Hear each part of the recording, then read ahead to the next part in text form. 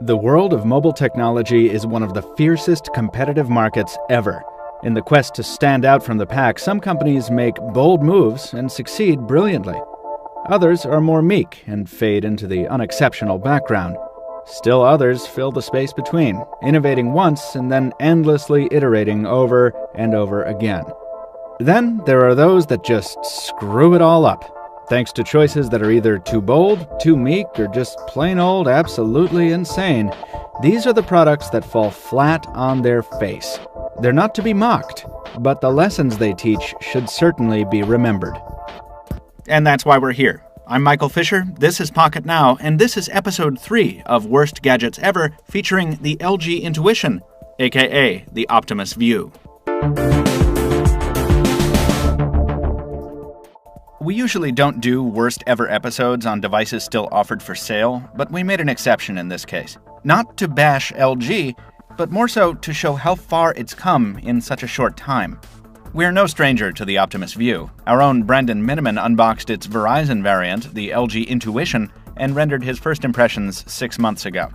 It started like this. Whoa! This thing is huge! This thing is monstrous! Is this really a phone? This is a joke. And things never really got better from there. Here's the deal with the Optimus View. It was the first attempt by a mainstream manufacturer to compete with Samsung's Galaxy Note series of smartphone tablet hybrids. But where Samsung maintained the classic dimensions of a smartphone when scaling up, LG didn't. With its 4:3 aspect ratio, the Optimus View looks a lot more like a roof shingle or a coaster than a smartphone. Awkward is the word of the day when it comes to the View.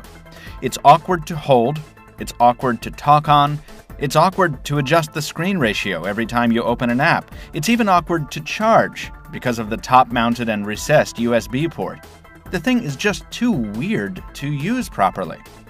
The View probably would have done better if it had been marketed as a mini tablet. Using the View in public, we were struck by how many double takes we didn't get, because this thing actually looks like a tablet in the hand, because you're obscuring the bottom half of it with your palms. And as a tablet, its hardware really isn't too bad. The wide 5-inch screen allows for a spacious software keyboard, and its IPS LCD panel actually looks quite nice. The wide body also gives you more icon room in the dock, and the bonus of having both a multitasking button and a menu button in the capacitive row down below. But these slight advantages aren't enough to overcome the sheer clumsiness of a device shaped more like a cocktail napkin than a phone. That's our first takeaway from the Optimus View, and it's a familiar one.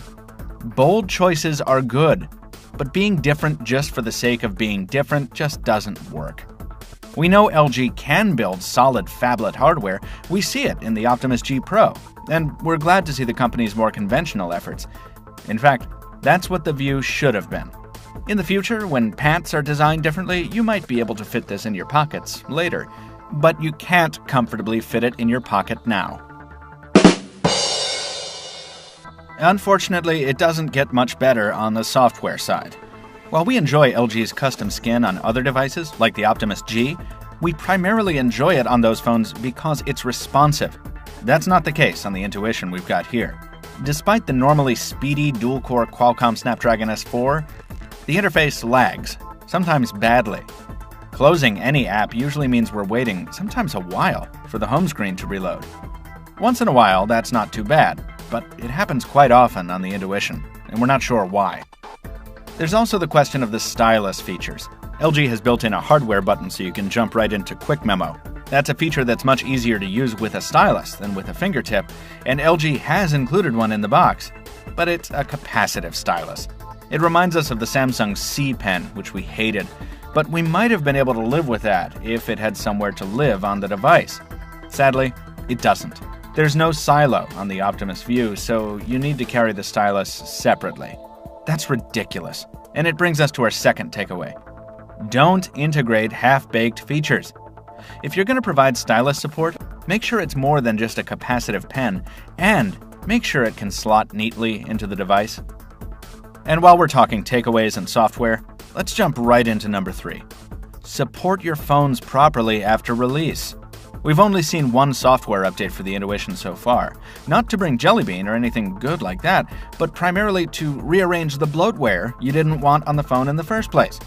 And that update hasn't exactly been getting the best reviews from users, with some reporting that the update trashed their camera, calendar, and email apps. Nice. We could talk about the awful, raspy speakerphone or the subpar battery life, but let's stop there. The View and the Intuition aren't entirely worthless. There are some folks out there who obviously really value this device, usually due to tablet-centric features like e-reading or web browsing, both of which the phone does quite nicely.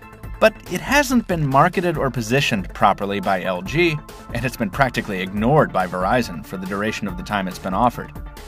It feels like this was a hobby project inside LG. Someone thought, how can we differentiate ourselves? And the company decided to do it via form factor. But then somebody else had a better idea in the Optimus G and Optimus G Pro, and the View, View 2, and Intuition were relegated to the red-headed stepchild status that maybe they always deserved. This phone, like any device, has its small following of hardcore fans, and as a mini tablet, once again, it does okay. But despite the bones we try to throw it, on the whole, we think it's a bold experiment that ultimately failed. An experiment that the rest of the industry can hopefully learn from, and which LG already looks to be correcting.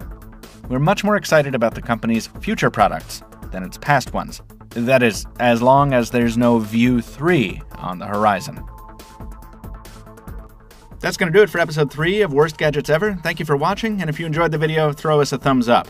Leave a comment if you have something to say, follow us on our various social media channels, subscribe here on YouTube, and stay tuned for more. Thanks again for watching. We'll see you next time.